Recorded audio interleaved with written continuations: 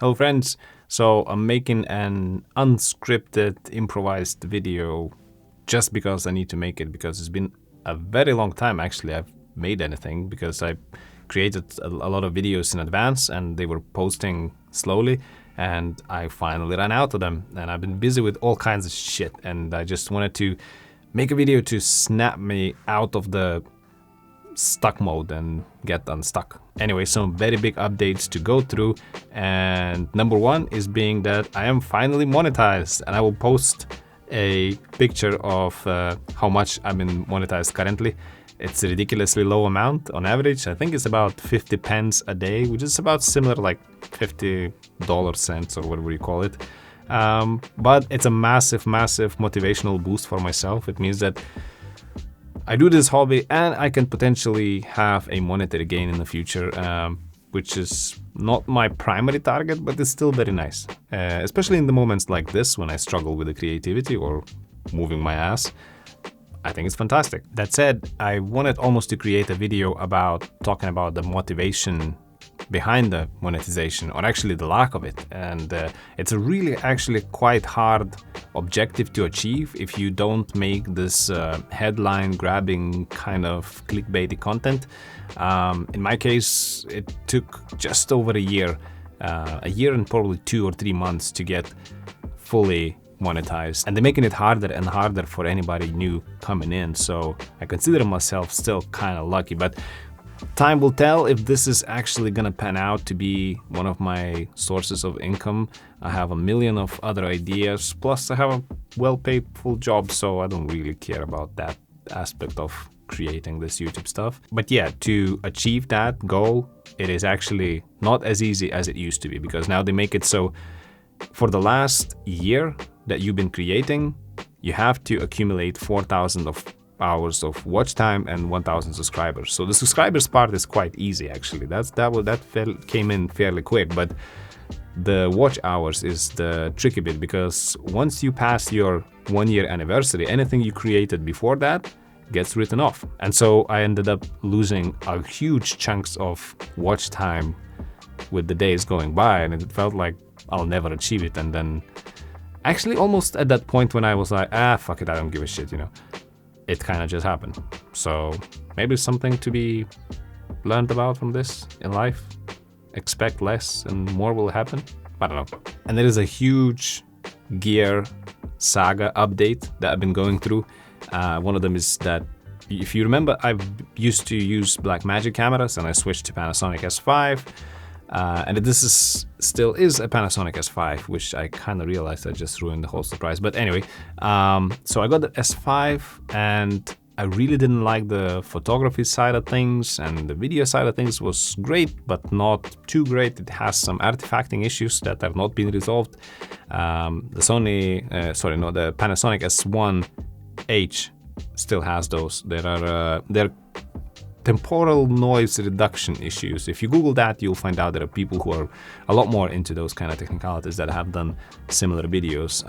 Ever since I discovered that issue, I also realized a lot of other camera brands have that, but it's not as well documented, so I kind of just learned how to live with it. So what's the dramas? Well, actually, it's not really as much of a drama. It's just I went through so many bodies in such a short period of time after having Blackmagic for over a year and not changing it. I went through this period where I went from the S5 to a Fuji X-T3 and then to S5 again, and then one of the ports, the HDMI out port, failed on me and I had to order another S5. So technically it's just 2 swaps, but it was like 4 times. So yeah, feels a lot more than it is. And jumping a bit ahead, I'm actually gonna go and buy myself a Z6. The reason why I'm buying this, and it's feeding into the biggest announcement on the channel, is the fact that I'm changing my direction a little bit for the time being. I don't know if this is going to pan out to be my, you know, end it all kind of direction and whatnot, but I just feel like doing those videos about gear and just talking about gear for the sake of talking about gear, I find it really hard and really kind of not enriching my soul. And the whole thing that I do about YouTube and creativity in general outside my daytime job is to actually compensate for the fact that I do, for the most part of the day, something that is not my true passion. I mean, I enjoy my work, don't get me wrong. It's a fantastic place to be at, and the people that I work with are the best I've ever met. But we all have something else that we would rather do. So this is it. And more so than not, recently I started doing the field recordings. And I discovered that being in the nature, being out there and capturing something kind of has a lot more meaning, a lot more purpose. So in turn, I started thinking that I would maybe like to go and resume my passion for wildlife, which is something that I had since I was a kid. We used to do a lot of camping trips. I was a member of various biology clubs, nature preservation clubs, if you will. And this was one of my deepest passions together with cinema. So I thought, why not to pair those two together? Cinema, maybe photography more so than cinema, and nature and sound recordings. And so what I'm trying to say is that the channel is going to go a lot more wildlife, nature preservation efforts type of content going forward, related. And the gear will still be there because I do like it. I still love the tools. I love the technology, the progress. But to begin with, I already got something in advance. But spoiling it, but you'll see. So here it is, the 600mm f4. It's an ancient one, but it's quite special one too. I'm not sure if you're gonna be able to see the front element, but there you go. It's humongous. It's about the size of my head. But the lens is in fantastic condition. The guy I bought it from, one of the most amazing people I've ever met as a stranger. I mean, I don't know him that well, but really nice guy, a photographer as well, although does it full-time, not like some of us. And yeah, he had it for a while. It's a fully manual, and I didn't realize, but actually Nikon apparently did make lenses that were fully manual and doesn't suck at focusing, because the focusing ring on other kind of older Nikon glass tend to be very feedbackless, as if like plastic on plastic type of action, but this is nicely dampened. This is really up there with the likes of Zeiss and whatnot. No VR, no autofocus, no fancy stuff in there, but I'll post a picture.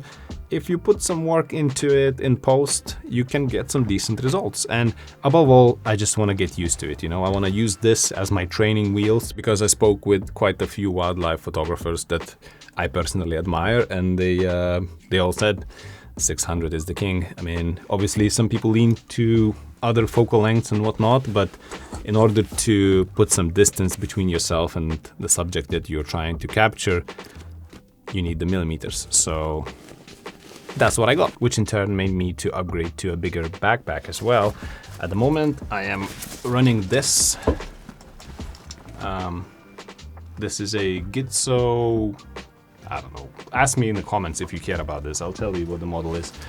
But it's a fantastic backpack for the reason that, well, first of all, it's very durable. I took it to all kinds of countries in the world, and it still looks fairly fresh. But the other thing is that I really like is that you put it on the ground, backside down. So when you emptying your gear, all the nasties underneath of it doesn't touch anything ever. And also when you travel, it's pretty secure, because you know that this is against your back, so nobody can enter it from the other side.